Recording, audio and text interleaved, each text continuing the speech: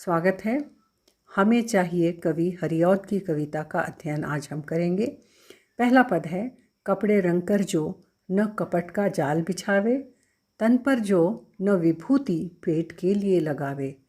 हमें चाहिए सच्चे जी वाला वह साधु, जाति देश जग हित कर जो निज जन्म बनाए। हम इस व्याख्या में सब आगे बढ़ें उससे पहले हम यह जान लेते हैं कि साधु का अर्थ क्या है। साधु का अर्थ इस प्रकार कवि ने लिया है कि जो साधना करने वाला हो, जो सज्जन व्यक्ति हो, जो धर्म के मार्ग पर चलने वाला हो। और ऐसे व्यक्ति हम देखते थे कि पहले वे गेरुआ वस्त्र धारण कर लेते थे, लेकिन कालांतर में हम क्या देखते हैं कि व्यक्ति कपड़े तो साधुओं के धारण कर लेते हैं, लेकिन भीतर से वे कपटी होते हैं और कपट का जाल बिछाकर, कपड़ों का रंग दिखाकर जनता को लूटते हैं। कवि यही कह रहे हैं कि हमें ऐसा साधु नहीं चाहिए जो कपड़े तो साधुओं के पहने, वेश तो साधुओं का धारण करे, लेकिन भीतर से कपटी हो, लोगों को धोखा देने वाला हो। हमें ऐसा साधु नहीं चाहिए। हमें तो ऐसा साधु चाहिए, ऐसा सज्जन चाहिए जो अपना जन्म देश हित के लिए, जग हित के लिए लगाए और अपना जन्म सफल करे। और यहाँ पर आप उसकी व्याख्या देख सकते हैं। पहले पद में हमने पूरा प्रारूप दिया है। इसी प्रारूप का अनुसरण आप आगे वाले पदों में भी कर सकते हैं। और विशेषता यहाँ पर दी गई है कि यहाँ पर कवि ने कपड़े रंग कर का अर्थ लगाया है कि केवल बाहरी दिखावे के लिए साधु न बने और इसे व्यापार न बनाएं। उसके नीचे आप देख सकते हैं कठिन शब्दों के अर्थ भी दिए गए हैं जो आपको समझना है, और परीक्षा में उत्तर लिखते समय कठिन शब्दों के अर्थ भी लिखना आवश्यक है। अब हम दूसरे पद की ओर बढ़ते हैं जो इस प्रकार है, देश काल को देख चले निजता नहीं खोवे, सार वस्तु को कभी पाखंडों में न डुबोवे। हमें चाहिए समझ बूझ वाला वह पंडित, आंखें ऊंची रखे कूप मंडूक न होवे। व्याख्या है इस प्रकार कि समय के साथ साथ, देश काल के साथ साथ जो आधुनिकता को अपनाता जाए, लेकिन अपना व्यक्तिगत मत न खोवे, अपने संस्कार न भूले। हमें ऐसा आधुनिक व्यक्ति चाहिए जो विचारों से तो आधुनिक हो, लेकिन अपने संस्कार न छोड़े। सार वस्तु को कभी पाखंडों में न डुबोवे, और जीवन का जो रहस्य है, सच्चाई है, उसे आडंबरों में, दिखावे में न बदले। हमें ऐसा व्यक्ति चाहिए जो उत्तम समझ बूझ वाला पंडित हो, ज्ञानी हो, और आंखें ऊंची रखकर दुनिया का ज्ञान प्राप्त करे, न कि अपने आप को कुएं के मेंढक के समान समझे और अपनी दुनिया, अपना ज्ञान संकुचित रखे। अतः ऐसा अल्पज्ञानी पंडित हमें नहीं चाहिए। व्याख्या पूरी होती है। विशेषता है कि कवि ने ज्ञानी पंडित के गुणों के द्वारा समझाया है कि ऐसा ही हो जिसकी सोच और दृष्टिकोण विशाल हो, और वही मानव जाति का उद्धार कर सकता है। अब हम तीसरे पद की व्याख्या की ओर बढ़ते हैं जो इस प्रकार है, आँखों को दे खोल भरम का पर्दा टाले, जाँका सारा मैल कान को फूंक निकाले। गुरु चाहिए हमें ठीक पारस के जैसा, जो लोहे को कसर मिटाकर सोना कर डाले। इस प्रकार इस पद में कवि ने गुरु की महिमा को बताते हुए कहा है कि वह उस पारस पत्थर के समान होना चाहिए गुरु, कि उसको छूते ही अज्ञानी मूर्ख लोहे के समान कठोर लोग सोने के समान मुलायम और चमकदार बन जाए। कवि कहते हैं कि जो हमारा ज्ञान दूर करे, जो शंका भ्रम दूर करे, सही गलत को समझने की बुद्धि दे, अब तक के कानों में जो अज्ञानता रूपी जहर मैल के समान जमा हुआ था, उसे वह गुरु एक मंत्र फूंक कर बाहर निकाल दे, हमें शुद्ध कर दे। हमें ऐसा गुरु चाहिए जो बिल्कुल उस पारस पत्थर के समान हो कि जिसे छूते ही लोहा स्वर्ण बन जाए। अतः गुरु के संपर्क में हम लोहे जैसे कठोर, कांतिहीन लोग कंचन के समान सोने के समान, स्वर्ण के समान चमकदार बन जाए। विशेषता इस प्रकार लिखेंगे कि इस पद में गुरु की महिमा का वर्णन करते हुए कवि ने संदेश दिया है कि गुरु गुणों का खान होना चाहिए, अर्थात वह अपने ज्ञान से सबका अज्ञान रूपी अंधकार दूर करने योग्य हो। की ओर बढ़ते हैं। वह इस प्रकार है, टके के लिए धूल में न निज मान मिलावे, लोभ लहर में भूल न सुरुचि सुरीति बितावे। हमें चाहिए सरल सुबोध पुरोहित ऐसा, जो घर घर में सकल सुखों की सोत लसावे। इस पद में पुरोहित की महिमा या पुरोहित के गुणों को कवि ने बताया है कि पुरोहित हमें ऐसा चाहिए जो आत्माभिमानी हो, जो अपना आत्मसम्मान चंद पैसों के लिए न खो दे, लोभ लहर में और किसी लालच की लहर में बहकर अपनी रीति नीति को न भूल जाए। हमें ऐसा सरल और सुबोध, ऐसा ज्ञानी पुरोहित चाहिए कि उसके वचनों को सुनकर घर घर में सुख की लहर दौड़ जाए। ऐसा पुरोहित जो निष्कपटी और निश्चल हो तथा उसके सुवचनों को और धार्मिक प्रवृत्ति से हर घर में सुख की नदियाँ बहे। हमें ऐसा पुरोहित चाहिए जो अपने प्रवचनों से, सत्संग से सामाजिक जीवन, गृहस्थ जीवन में आ रही परेशानियों को बचाने का रास्ता दिखा सके। अब हम अगले पद की ओर बढ़ते हैं। करें आप भी वही औरों को जो सिखलावे, साधु सराहे सार वचन निज मुख पर लावे। हमें चाहिए ज्ञानमान उपदेशक ऐसा, जो तम पूरित उरों बीच वर ज्योत जगावे। इस पद में कवि ने उपदेशक के गुणों को बताया है कि जो हमें उपदेश देता है, जो हमें सही रास्ता दिखाता है, वह हम कैसा होना चाहिए कि वह हमें जो कुछ भी उपदेश दे स्वयं उसका पालन वह पहले करे और तब ही उसके उपदेशों का महत्व होगा। अन्यथा हम देखते हैं कि बहुत सारे लोग उपदेश तो बहुत देते हैं, बहुत ज्ञान की बातें करते हैं, लेकिन व्यक्तिगत जीवन में उनका आचरण नहीं करते हैं। अर्थात कवि का कहने का मतलब है कि हमें ऐसा उपदेशक चाहिए जो कुछ भी उपदेश देता है, ज्ञान की बातें देता है, हमें जिस मार्ग पर चलने को सिखाता है, उस मार्ग पर पहले वह चले और ऐसे वचन बोले जिन्हें साधुओं ने, ज्ञानियों ने भी सराहा है, अच्छा कहा है। और ऐसा उपदेशक होगा तब ही वह अज्ञानियों के तम पूरित उरों में, अज्ञान के अंधेरे से भरे हुए हृदय में ज्योत जगा सकेगा, ज्ञान का प्रकाश फैला सकेगा। उसकी विशेषता भी देख सकते हैं और कुछ शब्दार्थ भी दिए गए हैं। अगले पद में कवि ने देश हितैषी अर्थात जो देश का भला करने वाला हो, देश की भलाई के लिए सोचने वाला हो, ऐसे व्यक्ति के बारे में कवि ने कहा है कि ऐसा व्यक्ति जो देश का हित चाहता है, देश की भलाई करना चाहता है, वह व्यक्ति राजा और प्रजा दोनों को प्यारा होना चाहिए। राजा के बनाए हुए नियमों का सम्मान करे, देश की जनता के लिए एक आदर्श नागरिक बनकर उनका मार्गदर्शन भी करे, जिसका बीते देश प्रेम में जीवन सारा और वह अपना सारा जीवन देश प्रेम में बिताए, देश की रक्षा के लिए बिताए और देश की उन्नति के लिए बिताए। हमें ऐसा देश हितैषी चाहिए जो अनुपम हो, अनोखा हो। हमें ऐसा व्यक्ति चाहिए, बहे देश हित की जिसकी नस नस में धारा और देश प्रेम उसकी रगों में बहना चाहिए, खून में बहना चाहिए। हमें ऐसा देश हितैषी चाहिए।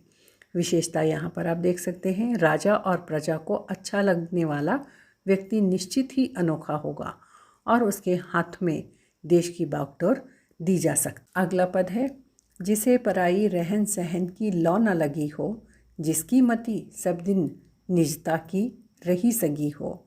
हमें चाहिए परम सुजान सुधारक ऐसा, जिसकी रुचि जातीय रंग ही बीच रंगी हो। अर्थात वह सुधारक जो पराये रहन सहन को देखकर प्रभावित न हुआ हो, आकर्षित न हुआ हो और जिसकी मति हर दिन, हर पल, हर समय अपनी संस्कृति की सगी हो, वह दूसरों की संस्कृति अपनाने वाला व्यक्ति न हो। जिसकी बुद्धि दूसरों की नकल करके अपने असलियत न भूलने की हो।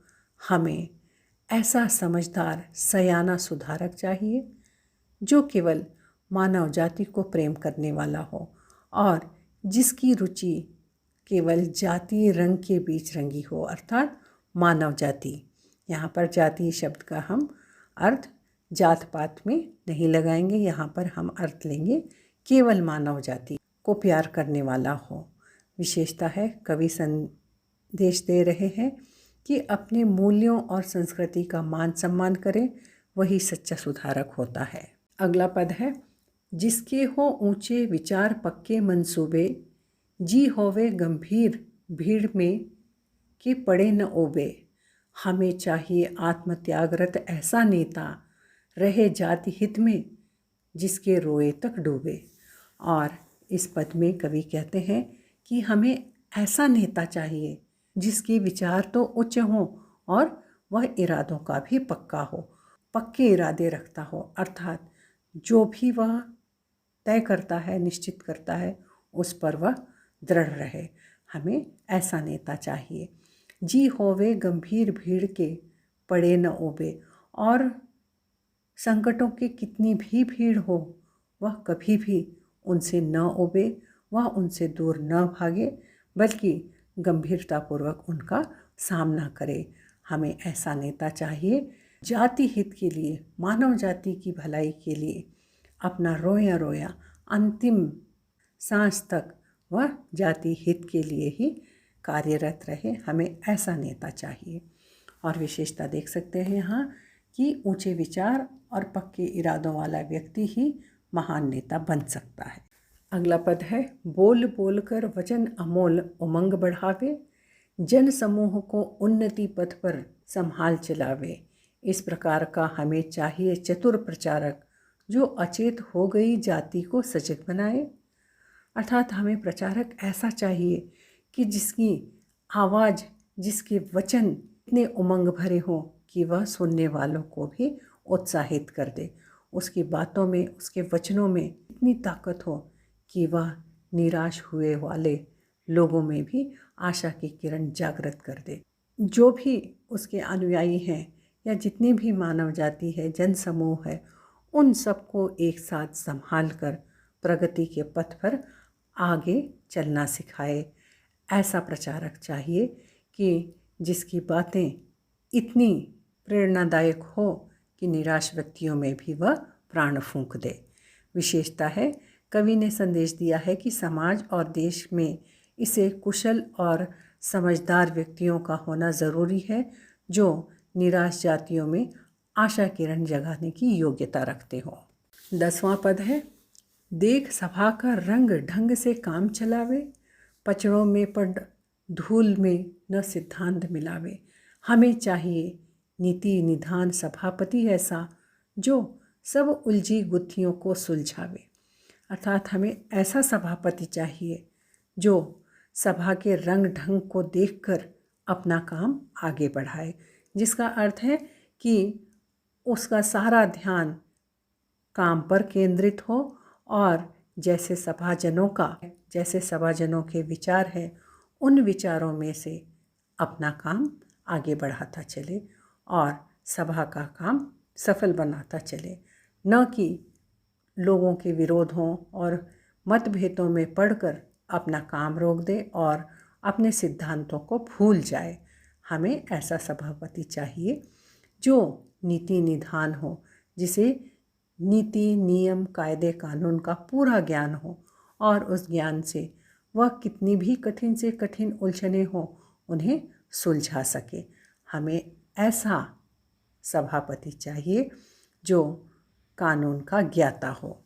विशेषता आप देख सकते हैं यहाँ पर कि सभापति में सभाजनों के अलग अलग विचारों को सुनकर, मतभेदों को सुनकर, समझकर, स्वागत करके, उन सभी को संतुष्ट करके सभा के कार्य को आगे बढ़ाने की योग्यता होना चाहिए, न कि उन मतभेदों में पढ़कर अपने सिद्धांतों को खो देने वाला व्यक्ति चाहिए।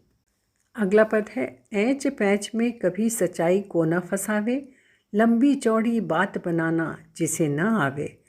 हमें बात का धनी चाहिए, कोई ऐसा जो मुँह से कहे वही करके दिखलावे। इस पद में कवि ने ऐसे बात का धनी, वचन का पक्का व्यक्ति की चर्चा की है कि हमें ऐसा व्यक्ति जो दांव पेच में पड़कर सच्चाई को संकट में न डाले, जो लंबी चौड़ी बातें बनाना न आवे, जो केवल ऊंची ऊंची बड़ी बड़ी बातें न बनावे, केवल ख्याली पुलाव न बनाए हुए, ऐसा व्यक्ति चाहिए।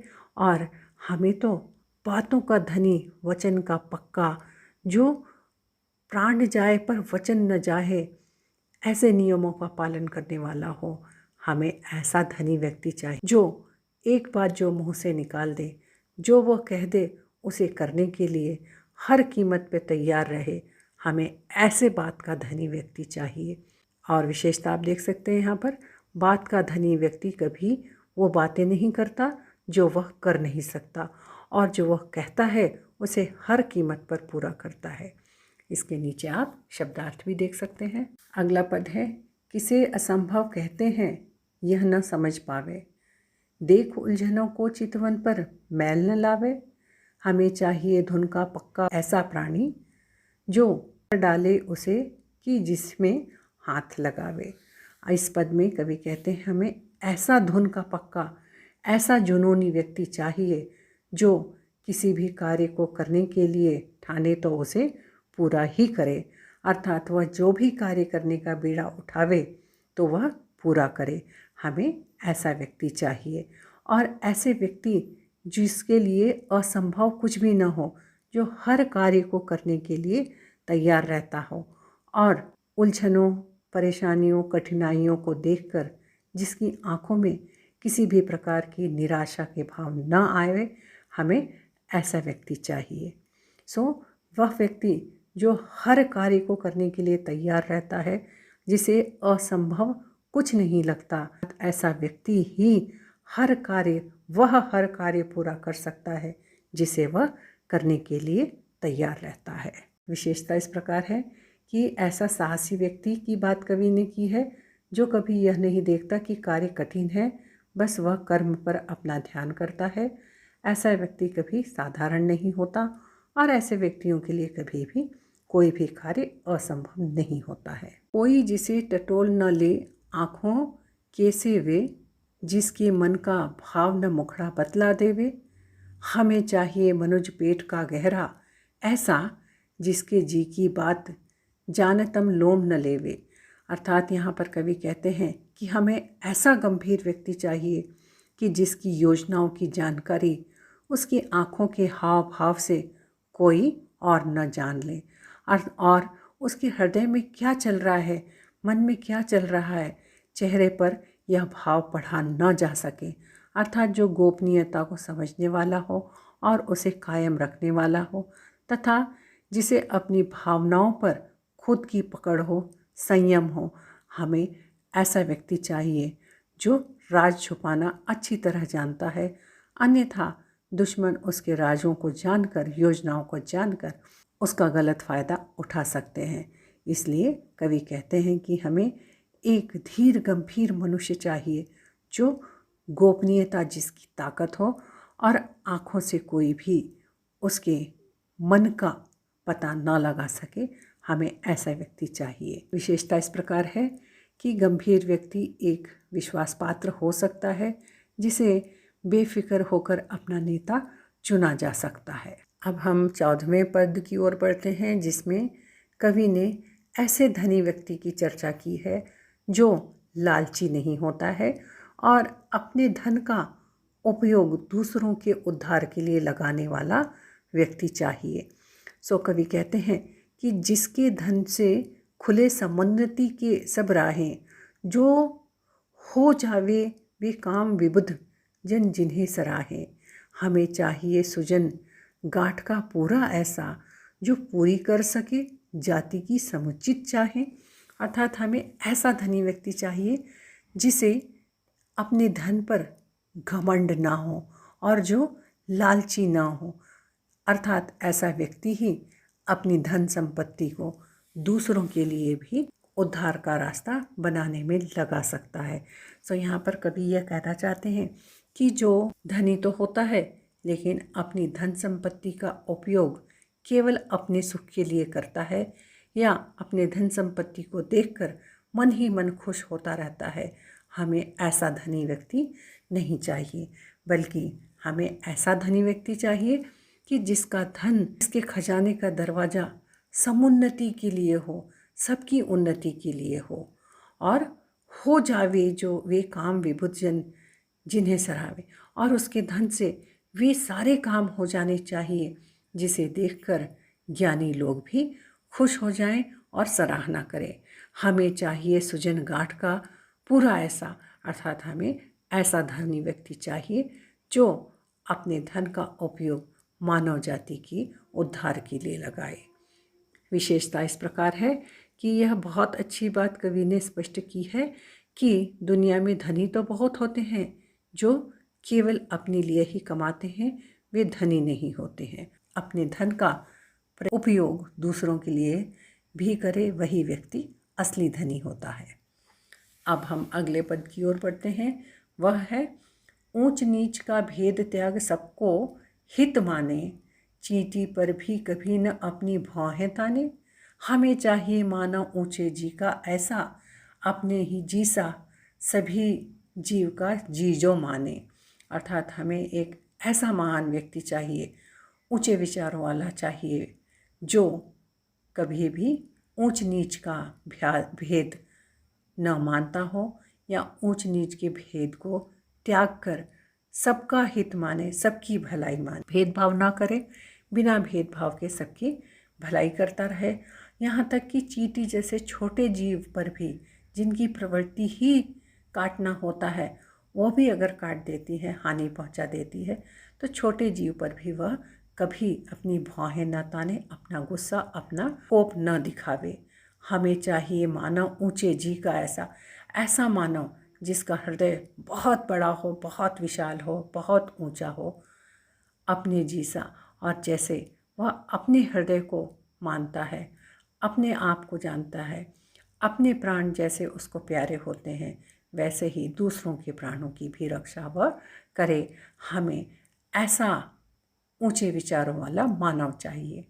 विशेषता इस प्रकार है कि यहाँ पर मानवता को बल दिया गया है, जिसमें चींटी जैसे छोटे जीव की तुलना निम्न मनुष्यों से की गई है कि प्राण हर व्यक्ति के बहुत कीमती होते हैं, चाहे वह छोटा हो या बड़ा, चाहे वह चींटी के समान छोटा हो या कोई महान व्यक्ति हो, प्राण सबके एक कीमती होते हैं, एक जैसे होते हैं। हम कविता के सारांश की ओर बढ़ते हैं।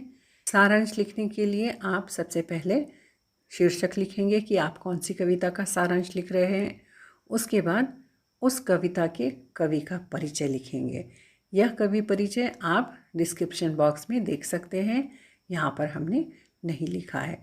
उसके बाद कविता का पूरा सारांश यहाँ पर लिखा जाएगा, जिसे आप यहाँ पर देख सकते हैं कि पूरी कविता में जैसे हमने देखा कि कवि कहीं गुरु, कहीं नेता, कहीं समाज सुधारक, कहीं प्रचारक, देश और समाज के भिन्न भिन्न उद्धारकों के गुणों की चर्चा कर रहे हैं, यहाँ पर हम उन सभी को एक सारांश के रूप में लिखेंगे, जो आप यहाँ पर देख सकते हैं कि किस प्रकार से कविता को हमने सारांश के रूप में उसके सार को, उसके संदेश को, कवि के संदेश को यहाँ पर उतारा है और समझकर समझाने का प्रयास किया है। और अंत में आप इस उत्तर के अंत में लिखेंगे विशेषता में हम यह देखेंगे कि कवि ने किसके बारे में कहा है और उसका क्या परिणाम होगा तथा लिखने की भाषा शैली किस प्रकार है। अगला प्रश्न आता है, टिप्पणी लिखिए। सो यहाँ पर टिप्पणी का शीर्षक दिया गया है हमें चाहिए। अब हम हमें चाहिए कविता का या शीर्षक का परिचय देंगे कि यह शीर्षक हमारी पाठ्यपुस्तक काव्य वसंत में संकलित कविता है हमें चाहिए, जिसके कवि हरिऔध हैं, से लिया गया है। आप टिप्पणी इस प्रकार लिखेंगे कि इस कविता में कवि ने एक आदर्श पुरुष की कल्पना की है जिसमें वे सारे गुण हों जिससे मानव जाति देश दुनिया का उद्धार हो सके। साथ ही कवि ने यह भी कहकर जताया है कि उसमें क्या अवगुण नहीं होना चाहिए, अतः अपने पथ प्रदर्शक का चयन करते समय बहुत सावधानी से परखकर उसे चुनना चाहिए, चाहे वह साधु रूपी सज्जन पुरुष हो या पंडित, पुरोहित, प्रचारक, सुधारक या नेता हो। कवि ने पूरी कविता में मानवीय गुणों और जीवन मूल्यों को महत्व दिया है और यह गुण मनुष्य कभी भी अर्जित कर सकता है। कुल मिलाकर कवि ने एक चरित्रवान व्यक्ति की कल्पना की है जिससे मानव जाति देश, दुनिया, संस्कृति, संस्कार, मानवता, देश प्रेम, उमंग, उत्साह आदि की रक्षा हो सके और प्रगति की राह पर आगे बढ़ते रहें। उसके बाद अगला प्रश्न आता है एक अंकीय प्रश्नमाला या वन वर्ड क्वेश्चन आंसर की। प्रश्नों के उत्तर एक शब्द या वाक्य में लिखिए। सो इसके लिए आपको एक शब्द या वाक्य में ही उत्तर लिखना चाहिए। जैसा निर्देश दिया जाता है वैसे ही निर्देशों का पालन करके आपको उत्तर लिखना चाहिए। यहाँ पर आप देख सकते हैं कि आपकी सहायता के लिए यहाँ कुछ प्रश्न और उत्तर यहाँ तैयार किए गए हैं जिसे आप देख सकते हैं। और ये जो प्रश्न उत्तर हैं ये आपको कविता को समझने में भी सहायता करेंगे। सो इस प्रकार यहाँ पर कुछ प्रश्न वन वर्ड आंसर वाले तैयार किए गए हैं जो निश्चित ही आपके कविता को समझने में सहायता करेंगे।